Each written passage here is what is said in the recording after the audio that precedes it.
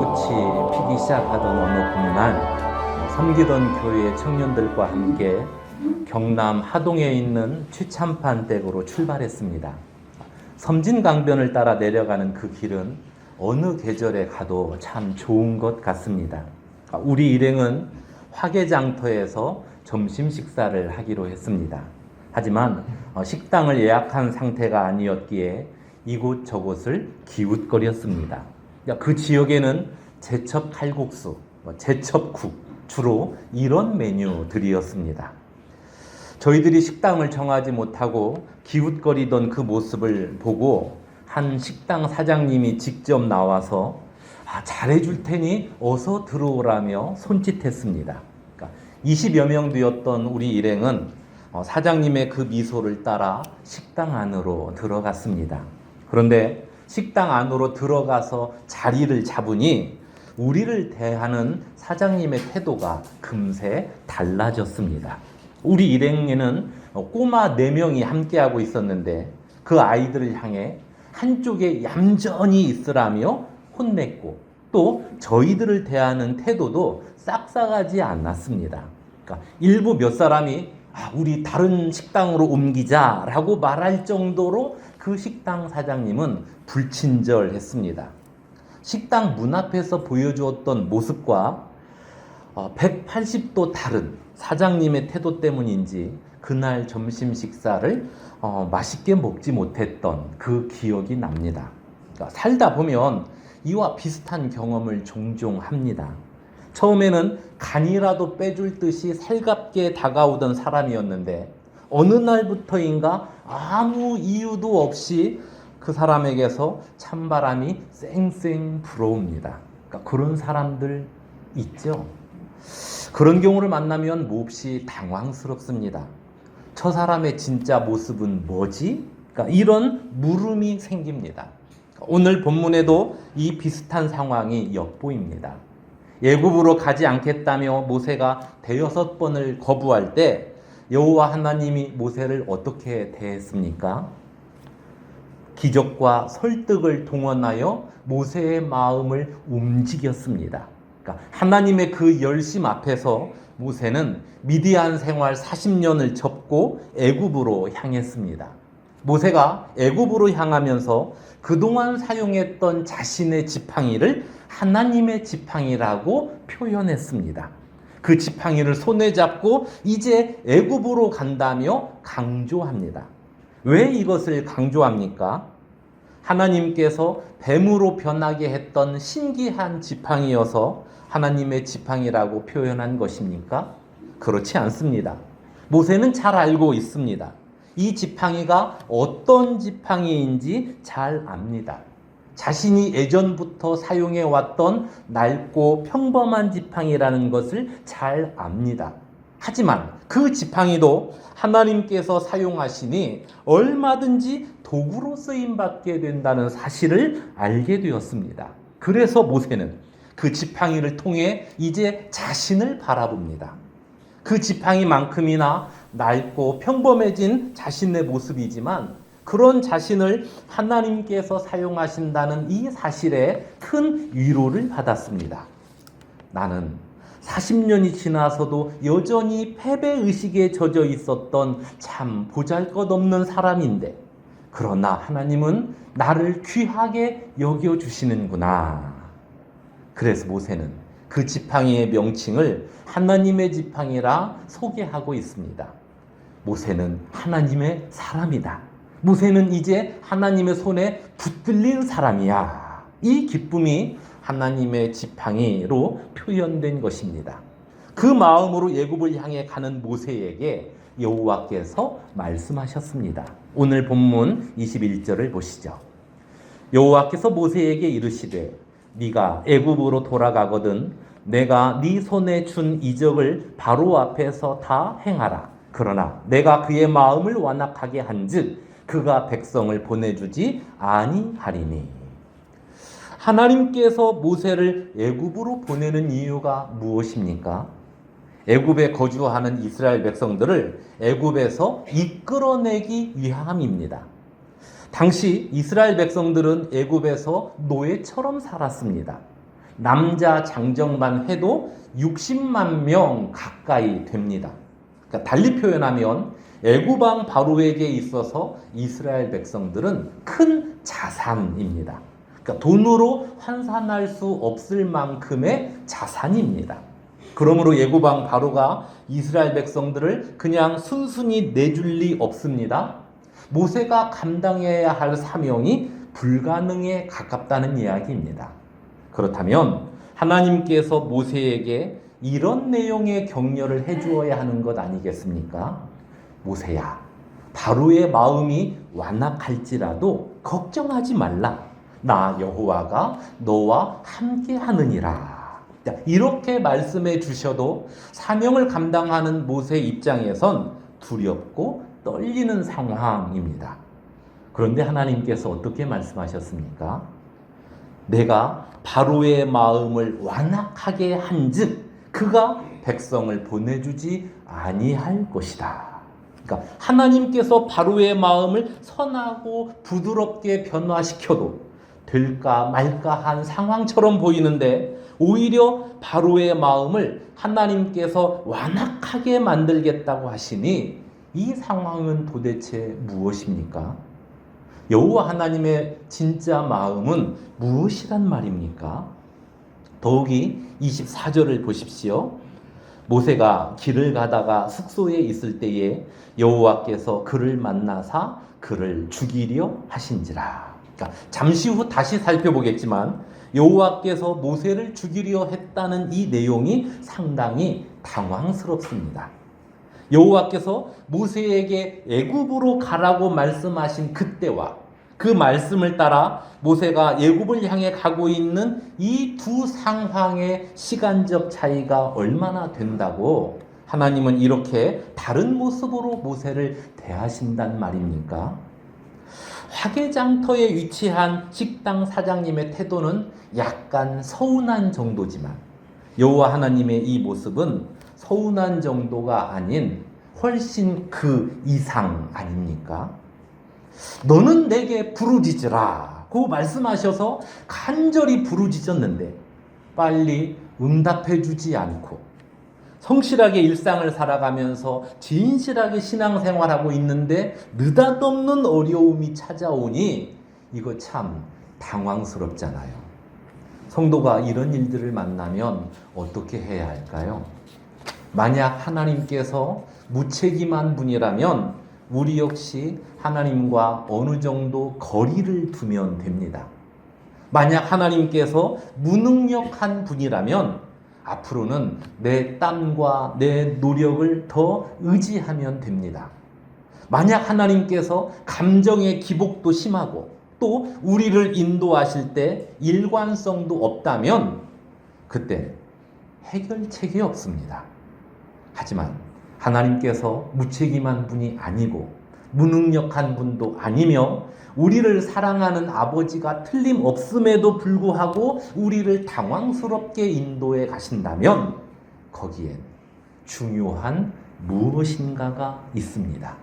지금 당장엔 왜 이런 상황인지 우리를 당황스럽게 하지만 거기엔 중요한 하나님의 의도가 담겨 있는 것입니다. 좋은 생각이라는 월간지에서 읽었던 내용을 잠깐 소개하겠습니다. 추운 겨울 어떤 남자가 교도소에서 출감하여 집에 돌아오니 연로한 어머니께서 장갑을 쑥 내밀더랍니다. 어머니가 아들에게 주려고 직접 뜨개질한 장갑이었습니다. 성인 남성이 그런 장갑을 끼고 다닌다는 게 좀 쑥스럽지만 어머니에게 죄송한 마음과 또 고마운 마음 때문에 그 장갑을 그 자리에서 곧바로 끼었습니다. 그런데 장갑을 끼는 순간 무엇인가 이상했답니다. 그래서 잘 살펴보니 엄지손가락도 없는 장갑이었습니다. 그러니까 일반적으로 손모와 장갑도 엄지손가락은 있거든요. 하지만 어머니께서 만들어주신 그 장갑은 엄지손가락도 없는 손모와 장갑이었습니다. 그 아들이 처음엔 장갑을 보면서 이렇게 생각했답니다. 우리 어머니가 연로하여 엄지손가락 만드는 것도 잊어버리셨구나. 불쌍한 우리 어머니. 그런데 알고 보니 어머니께서 장갑을 일부러 그렇게 만든 것이었습니다. 소매치기였던 아들이 또다시 범죄의 길로 빠지지 않도록 장갑의 손가락을 아예 만들지 않았던 것입니다. 그러니까 그 장갑에 담긴 어머니의 마음과 사랑 때문에 이젠 새 사람이 되기로 다짐했다는 그의 수기를 보면서 어머니의 의도가 잘 전달되었구나는 생각을 했습니다. 그렇습니다. 오늘 본문에서 하나님이 모세를 당황스럽게 한 이유는, 그것도 아주 충격적으로 접근하신 까닭은 그만큼 중요한 어떤 내용을 말하기 위해서입니다. 모세에게 당황스러움과 충격을 주어 결코 잊지 않게 하려는 하나님의 의도입니다. 하나님의 그 의도가 담긴 내용이 무엇일까요? 본문 21절을 다시 보시죠. 여호와께서 모세에게 이르시되 네가 애굽으로 돌아가거든 내가 네 손에 준 이적을 바로 앞에서 다 행하라. 그러나 내가 그의 마음을 완악하게 한즉 그가 백성을 보내주지 아니하리니. 그러니까 이 내용에 대해 사람들은 오해를 합니다. 하나님께서 바로의 마음을 완악하게 만든 것이기 때문에 실제로는 바로의 잘못이 아니라고 생각합니다. 하나님이 바로의 마음을 완악하게 하지 않으셨다면 바로도 이처럼 완악하게 반응하지 않았을 거라고 주장합니다. 그 사람들의 주장을 들어보면 그럴듯합니다. 마치 이런 것과 비슷하죠. 하나님은 모든 것을 다 아는 분이기 때문에 아담과 하와가 선악을 알게 하는 나무의 열매를 따먹을 것도 분명 아셨을 텐데 왜 그 나무를 심어 놓으셨는가? 그것도 동산 중앙 가장 잘 보이는 곳에. 처음부터 그 나무를 심지 않았으면 아담과 하와가 그 열매를 따먹을 일도 없었을 테고, 그러면 지금 우리가 사는 이 세상에 죄가 들어오지 않았을 텐데. 그러니까 누군가로부터 이런 이야기를 듣게 되면 마치 우리가 실수한 것처럼 할 말을 잃습니다. 상대방의 주장이 제법 설득력 있기 때문입니다. 하나님의 의도를 생각하지 않은 채 단순히 겉으로 드러난 어떤 부분만을 보면 그들의 주장이 맞는 것처럼 보입니다. 하지만 하나님의 의도를 알면 오해가 풀립니다. 하나님께서 왜 에덴 동산 중앙에 선악을 알게 하는 나무를 심어 놓고 아담과 하와에게 그 나무의 열매를 따먹지 말라고 하셨습니까? 그 이유는 아담과 하와가 에덴 동산의 모든 것을 다스리는 권한이 있고 다 누릴 수 있지만 그 모든 것의 주인이 아니라 청지기라는 의미입니다. 그러니까 주인은 창조주이신 하나님이고 아담과 하와는 하나님의 것을 맡아서 일하는 청지기이자 피조물에 불과하다는 것을 잊지 않도록 딱 하나의 제동장치를 만들어 놓으신 겁니다. 자동차가 시속 80km 또 100km로 달릴 수 있는 이유가 무엇입니까? 성능이 좋고 도로 상황이 좋아서 그런 것 같지만 보다 중요한 이유는 자동차에 제동장치가 있기 때문입니다. 제동장치가 있기 때문에 80km, 100km로 달릴 수 있습니다. 만약 제동장치가 없으면요, 시속 20km로도 못 달립니다. 반드시 사고가 나니까요. 그러니까 이처럼 자동차에 있어서 제동장치가 꼭 필요하듯이 사람에게 있어서 제동장치는 내가 피조물이라는 이 사실을 아는 것입니다. 내가 피조물임을 기억하고 하나님께 순종하며 살아갈 때 우리는 우리의 인생을 80km, 때로는 100km로 달릴 수 있습니다. 하지만 내가 피조물이라는 사실을 망각한 채 하나님과 같이 되려 하거나 하나님 말씀에 순종하지 않으면 반드시 문제가 생긴다는 걸 알게 하려고 하나님께서 가장 잘 보이는 동산 중앙에 그 나무를 심어 놓았습니다. 하나님의 의도가 그렇습니다. 오늘 본문도 하나님의 그 의도를 살피는 일이 중요합니다. 그렇지 않으면 오해의 테두리 안에 갇히게 될 것입니다. 오늘 본문을 자세히 보면 하나님께서 정말 강조하고자 하는 내용이 무엇인지 알 수 있습니다. 22절과 23절을 보시죠. 너는 바로에게 이르기를 여호와의 말씀에 이스라엘은 내 아들 내 장자라. 내가 네게 이르기를 내 아들을 보내주어 나를 섬기게 하라. 무엇을 알 수 있습니까? 21절만 읽으면 하나님께서 바로의 마음을 완악하게 만들겠다는 내용이 눈에 꽂혀서 당황스럽고 질문하게 만들지만 이어지는 내용과 함께 보니 정작 주목해야 할 내용은 이스라엘 백성이 하나님의 큰 아들이라는 이 내용임을 알 수 있습니다. 몇 년 전 미국에서 발생한 은행 강도 사건이 기사화된 적이 있습니다. 그러니까 범인은 체육복에 스키 마스크로 얼굴을 가리고 손에 권총을 든 채 은행에 들어온 후 5,000달러를 챙겨서 돌아갔습니다. 강도가 은행을 빠져나가자 직원들이 경찰에 신고했고 출동한 경찰에 의해서 그 강도가 잡혔습니다. 강도를 잡은 경찰들이 깜짝 놀랐습니다. 그 강도가 75세 된 할머니였기 때문입니다. 그래서 어떤 사연인가 궁금하여 그 할머니에게 범행 동기를 물어보니 최근 그 할머니의 아들이 경제난을 크게 겪고 있어서 아들에게 도움을 주려고 이 범행을 저질렀다며 자백했습니다. 그러니까 어머니의 마음이죠.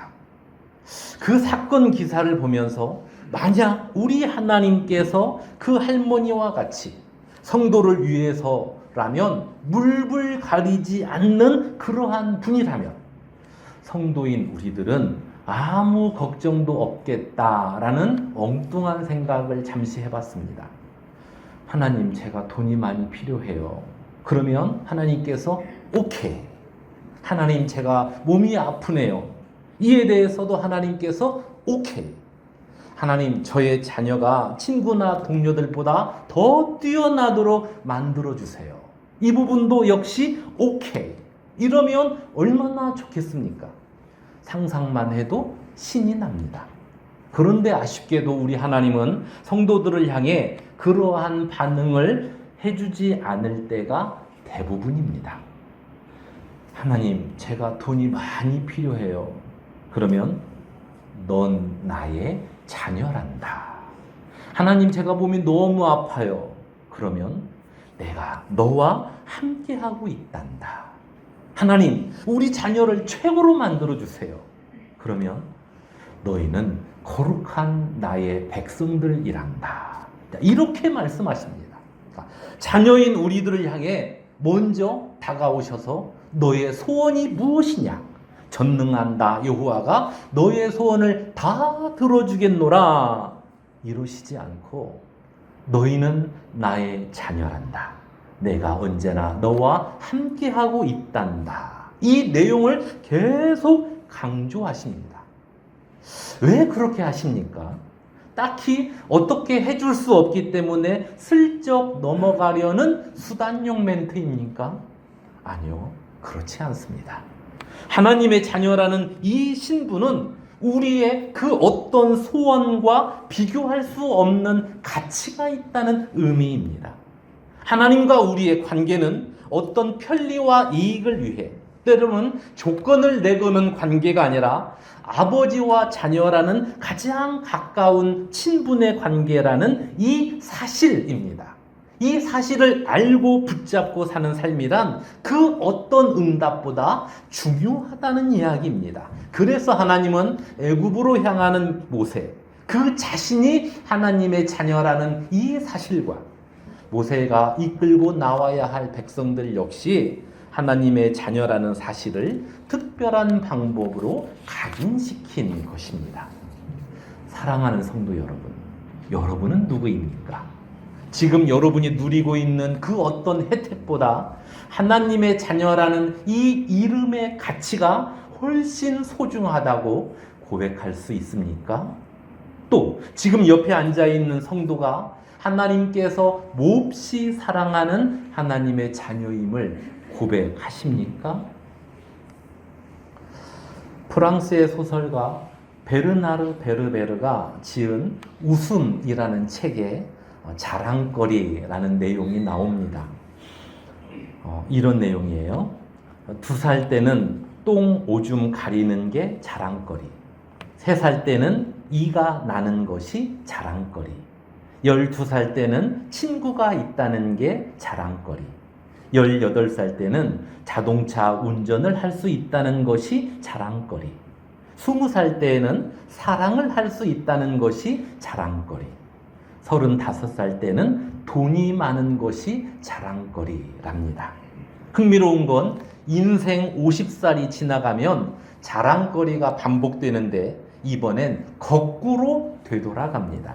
그래서 50대는 돈이 많은 것이 자랑거리, 60세 때는 사랑할 수 있는 것이 자랑거리, 70세에는 자동차 운전할 수 있는 것이 자랑거리, 75세에는 친구들이 남아있다는 것이 자랑거리, 80세에는 이가 남아있다는 게 자랑거리, 85세 때에는 똥오줌을 가릴 수 있다는 것이 자랑거리랍니다.